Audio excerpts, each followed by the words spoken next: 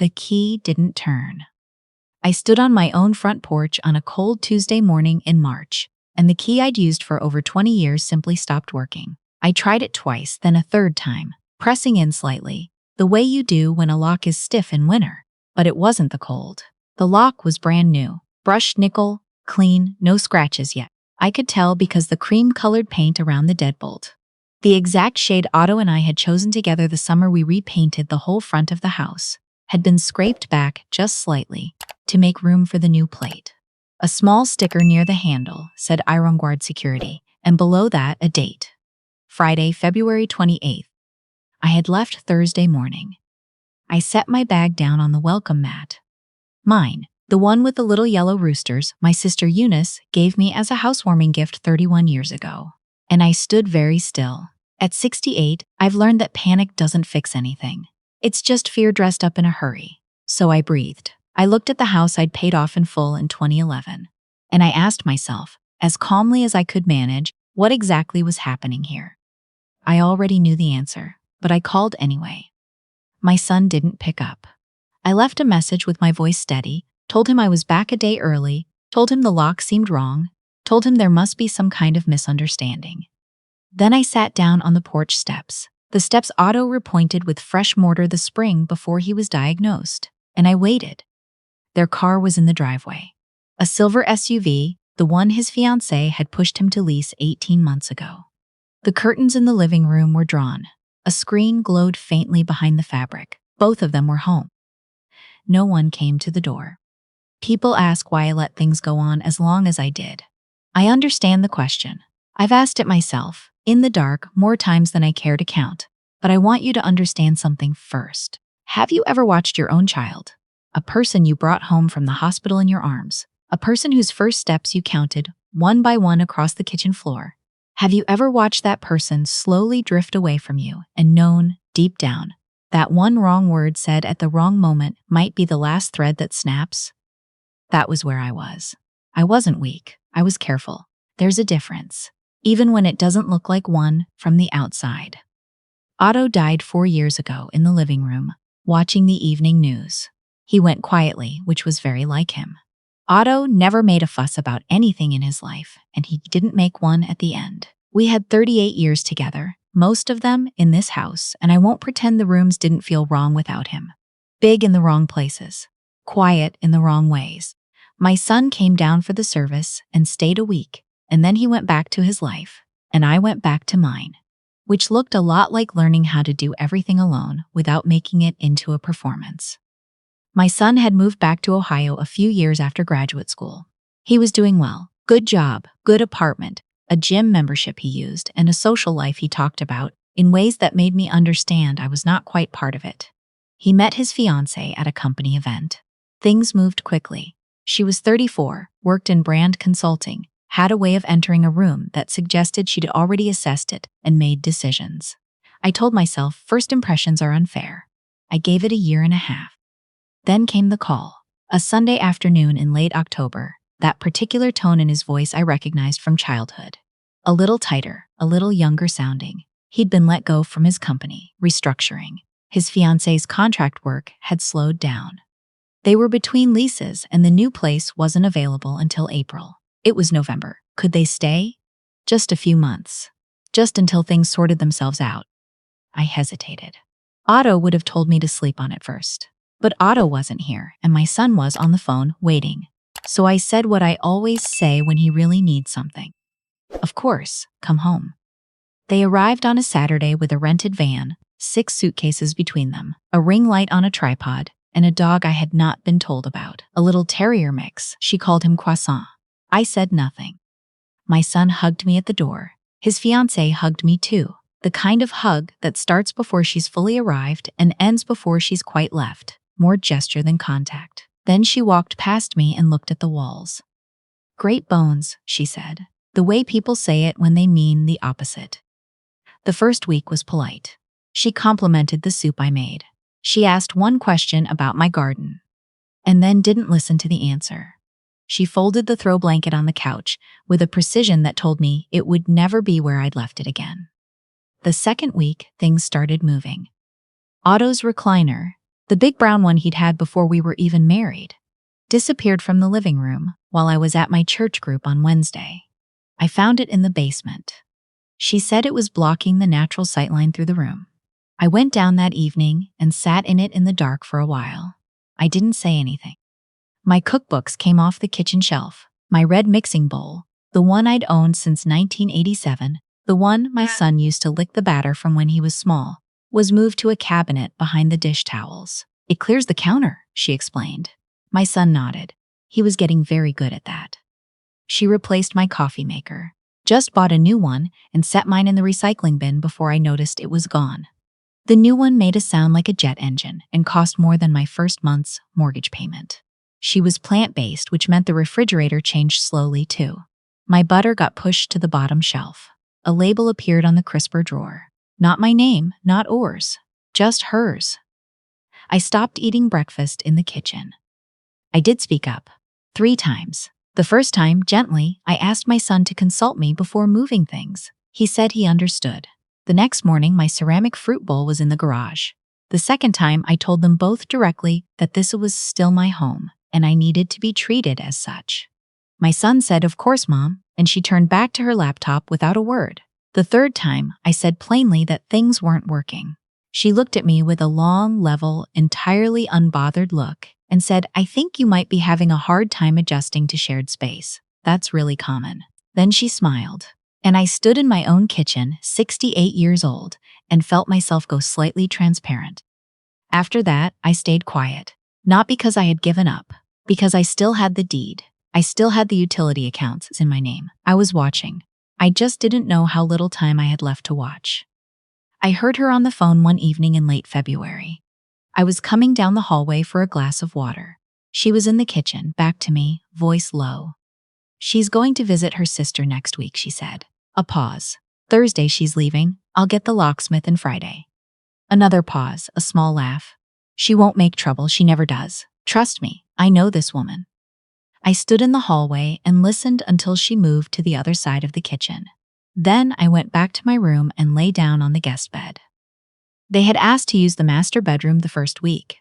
Said the light was better in there, and I had agreed before I understood what I was agreeing to. And I looked at the ceiling.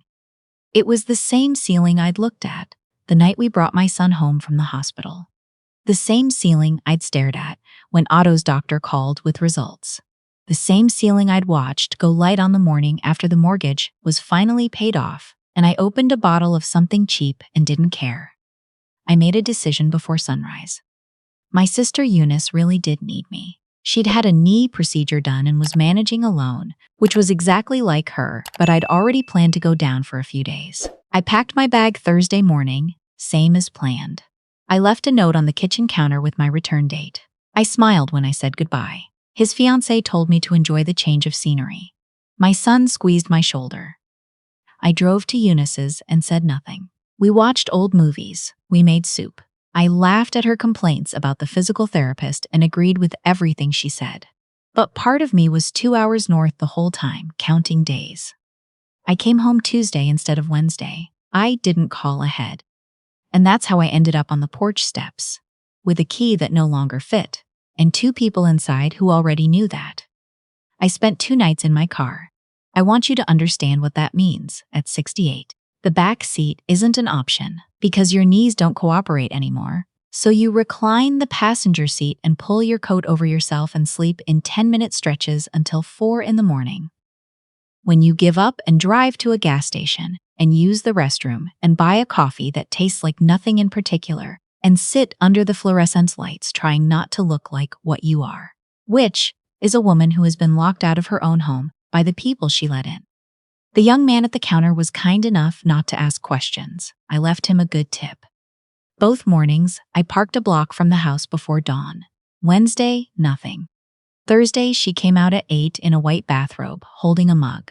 My mug, the large blue one with the small chip in the handle that Otto brought home from a craft fair the year before he got sick. She stood on my porch and looked at the yard. Then she went back inside. That was enough. I had a number in my glove compartment address book, an old habit I've never been able to quit. For a locksmith named Rudy, who had fixed our screen door twice over the years and always charged fair and never asked for more than he needed to know. He answered on the second ring. I told him I needed the locks changed. I gave him the address. He asked what time. 7 in the morning, I said. You need help getting in first? I have the deed, I said. I know my own property. He was quiet for a moment. I'll be there at 7. He was already waiting on the porch when I pulled up. He looked at the new lock without any expression, then got to work. Replaced it with a solid brass deadbolt, the kind with some weight to it, the kind that sounds like something when it closes. He handed me 2 keys. You all right? He asked. I'm getting there, I said. I let myself in at 7:22 in the morning. The house smelled like her candles. Something sharp and synthetic she called bergamot, the kind that gave me headaches. The living room furniture had been rearranged. My watercolor of the Ohio River, the one I'd painted myself in an adult education class 15 years ago, had been replaced on the wall above the couch with a large black and white photograph of a city skyline I didn't recognize. I started in the master bedroom. Her clothes were in my closet. Her items on my nightstand, a crystal diffuser, 2 books with matching black spines, a charging pad crowded with devices. I carried everything out carefully, not thrown, not dumped, folded where it needed folding, stacked where it would stack. I set it all along the porch railing, organized, visible. Her cosmetics, her shoes, a framed print that said she believed she could, so she did, which had replaced my photograph of Otto and me at Niagara Falls. I found that photograph in the closet, face down in a box labeled Misk. I put it back on the dresser where it had lived for 12 years. By 9 o'clock, the porch railing held everything that wasn't mine, and the kettle was on. I was on my second cup of tea when the door handle rattled. A knock. Then her voice, high and tight, the lock isn't working. I didn't move. Hello, something's wrong with the lock. Then my son, Mom, are you in there? I stood, walked to the door, opened it.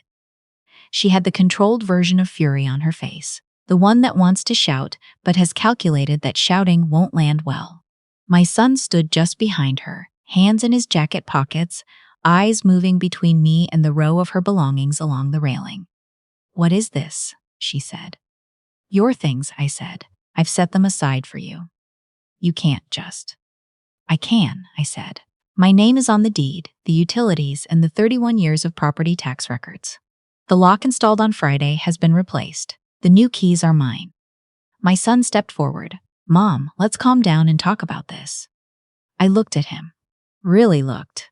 He was thinner than he'd been. There were new lines around his mouth. He looked like a man who had spent a long time trying to keep 2 people satisfied and had quietly failed at both. You changed the locks on my home, I said, and didn't call to tell me. You let me sleep in my car for 2 nights. I didn't know you were. You knew I was coming back. You knew I had nowhere else to go, and you said nothing. I kept my voice even. I'd had 2 long nights to practice this. Every time she moved my things, replaced my appliances, labeled food in my own refrigerator. You said nothing. That wasn't an accident. Those were choices. She crossed her arms. This is completely out of proportion. I turned to her. You told someone on the phone that I'd never make trouble, that you knew me. I paused. You didn't. Something shifted in her expression. Not guilt, recognition. She understood she had miscalculated. You can collect the rest at a time we agree on, I said. You won't be coming in without me present. Where are we supposed to go? My son asked. I don't know, I said, but I spent 2 nights finding out what that question feels like. Neither of you seemed particularly worried about the answer then. He looked at the ground. She looked past me into the house. You have until the end of the week, I said. I stepped back and closed the door. I stood in the hallway for a moment with my hand flat against the wood. The house was quiet. Not the wrong kind of quiet, not tense or waiting, the kind of quiet you've earned. The following week, I went to see my attorney. I'd used him once before, to settle the estate after Otto passed. He listened to the whole thing without interrupting, made 2 notes on his legal pad, and said, let's make sure this can't happen again. We put the house in a trust I control completely. No co-signers, no automatic transfers. If my son inherits, it will be under conditions I have set out in writing, not on the assumption that blood makes betrayal impossible. In the course of that meeting, I learned that his fiancée had been named a secondary beneficiary in a document I'd signed 2 years earlier without fully reading. Something she and my son had arranged without raising it directly with me. When the attorney told me, I sat very still for a moment. Then I told him to remove her name. I drove home and started putting the house back together. Otto's recliner came up from the basement. My fruit bowl went back on the counter. My watercolor went back above the couch. I found my red mixing bowl behind the dish towels and set it where it had always lived. I replaced the bergamot candle with my own cinnamon one and let it burn all Saturday morning. My son sent a text a week later. Said he was sorry, said he'd been in a hard place and made bad choices. Said he wanted to do better. I read it twice. Then I put the phone down and finished my crossword. He isn't cut off. I'm not made of ice. But repair takes time and evidence, not an apology drafted on a screen. We'll see what he does with the time he has. That part is up to him now. Eunice came up for a long weekend in April. We sat on the front porch the first evening with iced tea and watched the neighborhood go quiet. She asked how I was feeling. Like myself, I said. I'd forgotten what that felt like. She smiled and left it there. That's one of the things I have always loved about her. I want to tell you, there's a tidy lesson here, something clean that wraps this up. But the truth is that I stayed quiet for too long because I was afraid of losing the last threads of closeness with my son. I made myself smaller than I had any right to be, and when the floor finally gave way, I discovered that what I'd been protecting wasn't a real relationship. It was my idea of one. The house is settled now. The recliner has the groove in the left armrest where Otto used to rest his elbow, and I run my hand across it sometimes when I pass. The watercolor catches the afternoon light just right. The kettle is the old red one, back in its place. There comes a point, if you're lucky, where you stop asking permission to occupy your own life, where you finally understand that being kind and erasing yourself are not the same thing, no matter how often the people who benefit from the confusion try to tell you they are. I swept the porch this morning. The same porch where Otto used to wave to neighbors on Sunday afternoons. Where my son dragged his toy trucks across the boards in the summer of 1989. Where 3 weeks ago I stood in the cold and found a door that wouldn't open. The door opens now. And it opens for me.